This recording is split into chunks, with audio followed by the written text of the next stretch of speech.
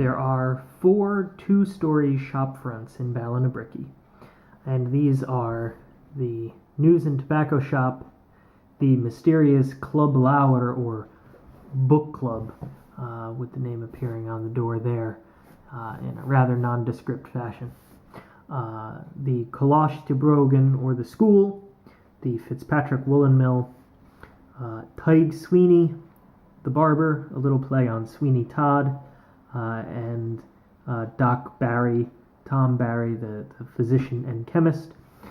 Here we have on Ifig Flish the post office, and above that is the public library. The public library and post office was the first two-story building that I designed.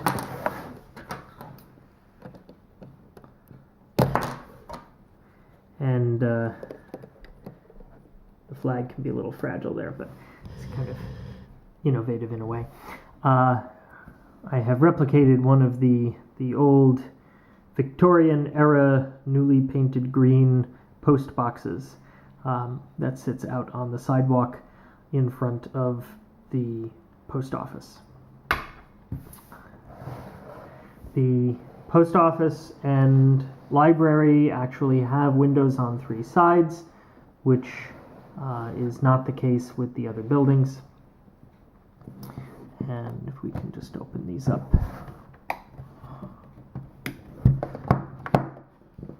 Here, you will see these have a tendency to be a little small, the old P&T Post August Telegraph, because the post office used to also be the telegraph office in Ireland. Okay, and in here you will see that we have the place where the residents of Ballinabricky pick up their mail, where they can address their new letters, telegraph rates, and a little telegraph machine, and the sign directing anyone upstairs for the public library.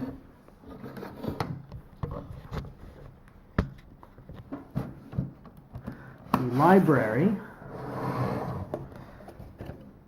has an interesting Irish flag design that you'll also see on the new courthouse when it arrives, and the town hall.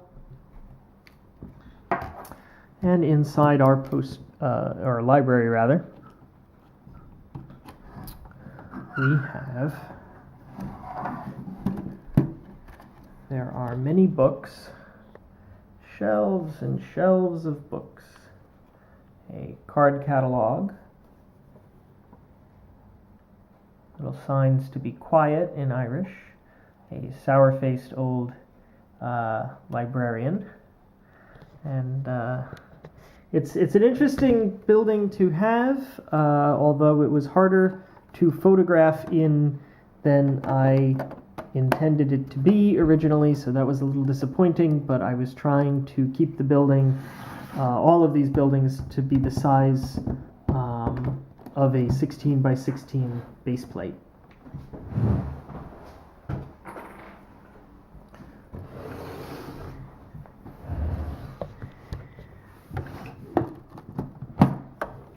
The News and Tobacco Shop, you will see, has many vintage tobacco ads, also printed in rather high resolution. Little pipes. The tobacco shop actually sells pipes, which I have been making by pinching the ends of appropriately colored minifig hands and a selection of the newspapers and tobacco and all of that.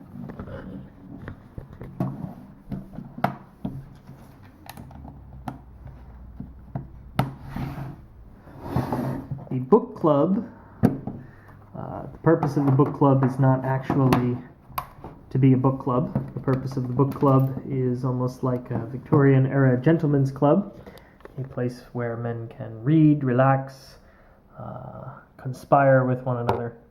It has a small bar set up over here.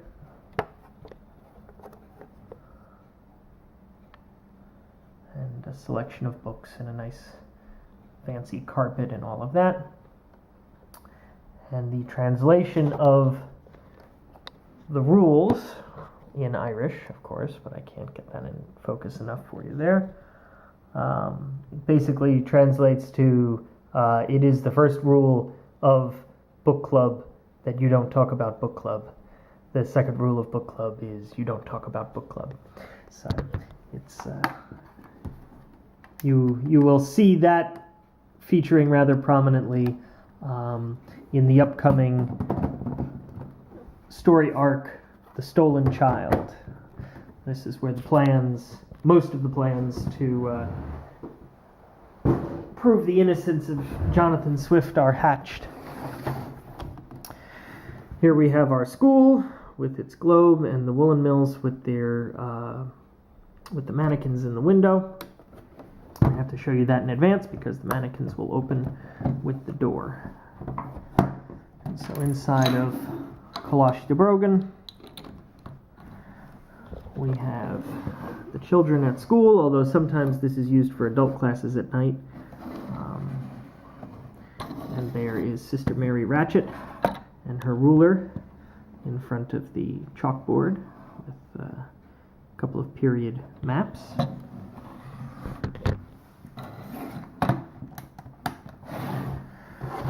And inside the woolen mill, which is going to play a little bit more of a feature in an upcoming, I actually made this to detach, in an upcoming story arc, The Dead. We have skeins of yarn for sale. We have some fabric over there, although you can't return custom cut fabric. We have some sweaters for sale. And there is our proprietor and her little dog. And her little dog, too. Ha, ha, ha. Or in this case, and her little dog, Boo.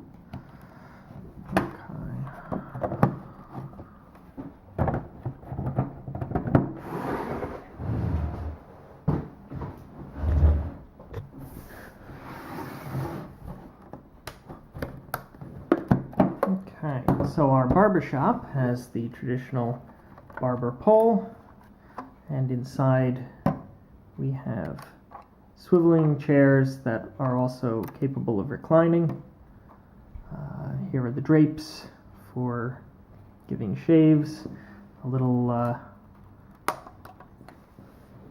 mirror technique there borrowed from the pub, and of course a broom for sweeping up all the hair. And there's a little bench by the door for people who were waiting their turn. Barbershops back in the day used to be a very social place. Men would come to commiserate with the other men of town and whatnot. And inside our physician's shop, we have Dr. Thomas Barry, and there were some medical supplies like syringes and whatnot in the drawers, like that. And here's where he can mix up the medications because there's no pharmacist or chemist in town other than him. The examining table reclines. We have a guard on the bed here for recovering patients, a little eye chart, and the skeleton and the digestive system, which are modern Irish educational posters. And so those are our storefronts.